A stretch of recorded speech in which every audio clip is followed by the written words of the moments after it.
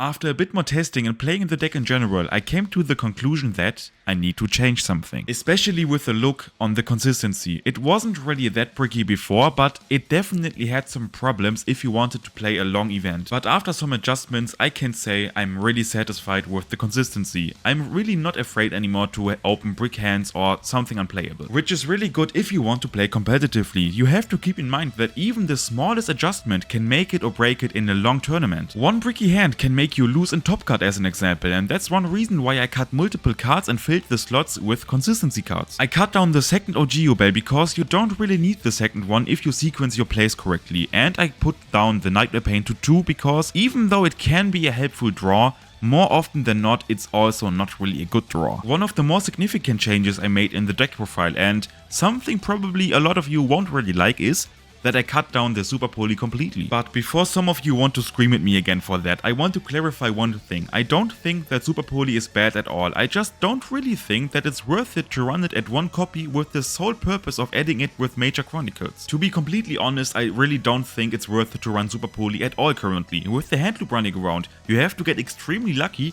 to resolve Superpoly at all and keep playing through the hand traps and board interruptions Snake Eyes will give you. To cut things short, because I already yap way too much, I don't really think Superpoly is good against the current meta at all. But it's not to a degree where I would say it's insanity if you would want to play Superpoly in your deck. Because of that, after I showed you this deck profile, I will show you the same just with Superpoly included for the people that still want to play it. Now I will go over each card in the deck and my reasoning behind it, starting with Terror Incarnate. And I do think, despite it being very fucking cool, if we all could, we would cut it. Sadly, it's a really bad brick and an engine requirement. Depending on the situation, you can make use of it via Nightmare Pain or some discard outlet. In general, it's really bad to draw. We have to play it. That's one big reason why I do not play the third form, because it would be just one additional Terror Incarnate. Spirit of YUBEL at 3. Originally I wanted to cut it down to 2, but after some thinking I do really believe it's great to have it at 3. Against certain matchups it's really beneficial to have one additional Spirit of YUBEL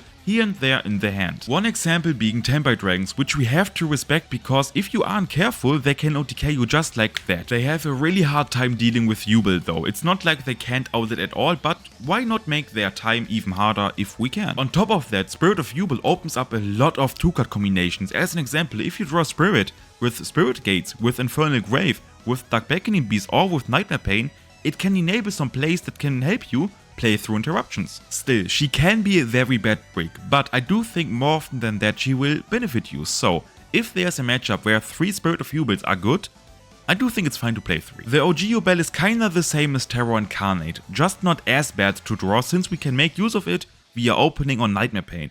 It's still a bad draw, and that's the reason why I cut down the second copy. After some more playing, I figured out that we don't really need the second copy at all if you just sequence your plays correctly. So it wasn't really difficult for me to cut the second copy. Next up is Shavara, and I do believe it's completely fine as it is. It's good as an one-off, it's good to combo, it's basically mandatory even, and it can help you to dodge imperms and veilers, kinda the same as Infernal Grave. So there isn't much to say. Great card.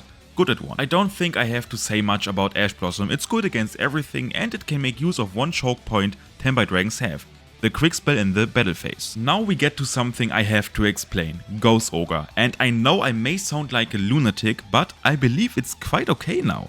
It hits Voiceless Voice, it hits Pearly, it hits the Mirror Match, and more importantly it hits Tempai Dragon, specifically the field spell, which makes the dragons unaffected in the main phase and gives them a surge if it resolves, so it's a really good thing to get rid of that. Against everything else though it can be very mid, so it's more or less just experimental at the moment, but it worked so far. So if you do not like Ghost Ogre, just swap the non-engine with something different you like. Dark Beckoning Beast. I know some of you don't really like that package at 3.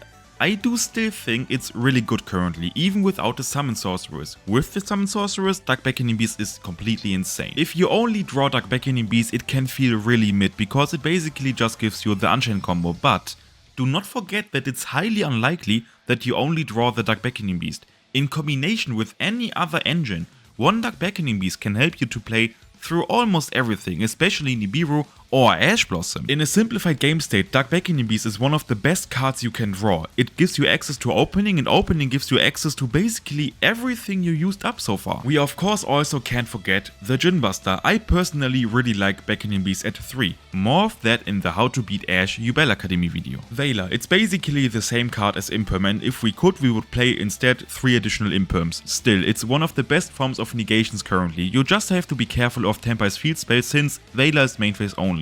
Besides that, it's a great hand trap. Infernal Grave is interesting. For the longest time I had it at 2, but I came to the realization that it's really good at 3 because it helps you to play through literally everything. Literally. It helps you to play through Shifter, it helps you to play through Nibiru and Trolls. So drawing that is really not that bad as I thought previously. I mean, Samsara is just Samsara. It's a good one-card combo. It's basically our whole deck, and if we could, we would probably play it at 6. Now we get to the consistency changes. One of them is 1-for-1, and I don't really know why I haven't included it in any previous deck builds since it's fucking broken. It basically gives you access to Samsara or Infernal Grave now, whenever you want, as long as you have a discard for it. The next one is Pot of Prosperity, just a general consistency card, and I only played 2 because we don't really have that much space in the extra deck. We can just banish freely face down, and I want to keep the deck at 40. If you really want to, you could probably cut any other card and put in a third pot. Terraforming gives us Nightmare Throne, and Nightmare Throne is our best one-card combo, so it's self-explanatory. While Nightmare Pain can be a very good draw under some circumstances, it's just on top of everything else too much.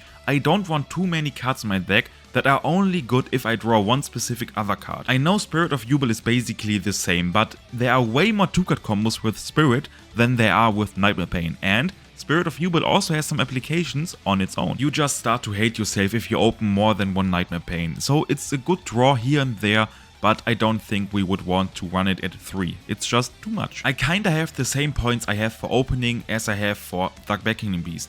It's a good card, especially in a simplified game state, and it can help you to play through Nibiru and Ash again. But like I mentioned with Dark Beckoning Beast, I will tell you more in the How to Beat Ash YUBEL Academy video. Nightmare Throne is the best one-card combo in our deck and probably one of the best cards in our deck altogether, so it's a definite 3-off. I like Chamber more than Escape. Isolated scene Escape is the better card, but if we see the bigger picture, Chamber actually gives us way more value than Escape does. It helps us to play through board breakers since we can recover from it more easily, and it gives us the ability to link away in our first turn the rage without feeling bad since we can just reborn it in the opponent's turn. Imperm is just a better Veiler, and now I go to the interesting stuff, the extra deck. I really do like Army Rush, and we can use every normal sum we have to link into it, even Infernal Grave if we have to special spirit from the hand, because the hand is bad. Sometimes that comes up. Additionally, it gives way more value to the Dark Beckoning Beast engine, because now one Spirit Gates outs Appaloosa and Baguska on its own. It basically transforms the Dark Beckoning Beast engine into a SP toolbox. Muckraker is a good card in general in Fiend decks. It helps us to recover from Imperm or any other sort of hand trap.